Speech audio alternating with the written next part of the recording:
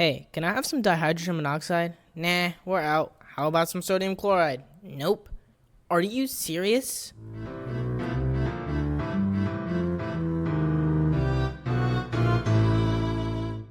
Today, we'll be talking about covalent and ionic bonds. But before we talk about that, we need to talk about some periodic trends so we can understand this a bit better.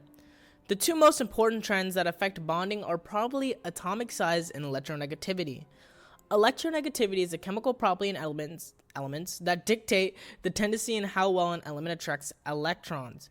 Typically, when an atom is smaller, it is more electronegative. This is because the smaller the atom, the closer the electron shells are to the nucleus. This leads to increased attraction, thus making it easier to attract electrons. This also contributes to how well an element can take electrons from another, or if it has to share or not. For example, metals are much bigger than nonmetals, but have less electronegativity. This means if a smaller, more electronegative element comes in, the smaller element is probably going to be able to easily take electrons from weaker attractions, which is the exact case for ionic bonding. On the other hand, if two small electronegative elements meet, they may not be able to take from the other, but still have some attraction. This would probably lead them to share as seen in covalent bonding. Hey, sodium. What's up, fluorine? That's a nice electron you got there. Yeah, what about it? It's mine now. In ionic bonding, elements take electrons from others to make a perfect octet, which is the outside electron shell having 8 electrons, 8 valence electrons. The element closer to 8 will usually be the one to take from the other. This is typically a bond between a metal and a nonmetal, and it's usually depicted with formulas or the use of the Lewis dot structure. You would name an ionic compound with the first element and second element together, but the second element has the IDE ending, the IDE suffix. So if you have sodium, the metal, and chlorine, the nonmetal, you would just take the "ine" out and put it to IDE, so you have sodium chloride, because that is ionic bond. And a side note, valence electrons are the electrons that get taken from an element.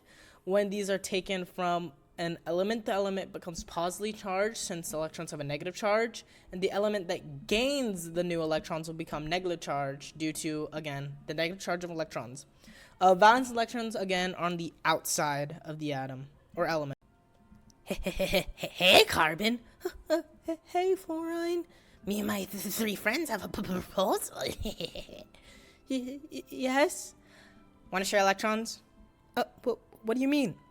Like, we all share our electrons, so we all have a full octet. Oh yeah, sure. In covalent bonds, elements will share electrons to make a full octet. This is usually a bond between 2 or more nonmetals together. These are usually depicted with diagrams with the least electronegative element in the middle, or with the use of formulas. To name a covalent bond, you would use a numerical prefix, which is di, tri, tetra. Di means 2, tri means 3, tetra means 4, etc. for element 1, and then for the second element, you would also use a numerical prefix, but you also have to have that "ide" suffix. So, for example, if we have 1 carbon and 4 fluorine, we actually don't have to use mono for the first element, so it would be just carbon tetrafluoride, because it's the second element. We have the tetra for the 4, and then we have the "ide" for the ending. For example, if you have water, which is also a covalent bond, you would have to say dihydrogen monoxide because you have 2 hydrogen, di, and then monoxide, mono means 1 oxygen.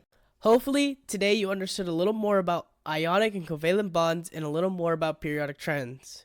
Chemistry can be tricky, but with enough time and effort, you could figure it out. Oh, and also, don't drink H2O2. That is not the sequel to water.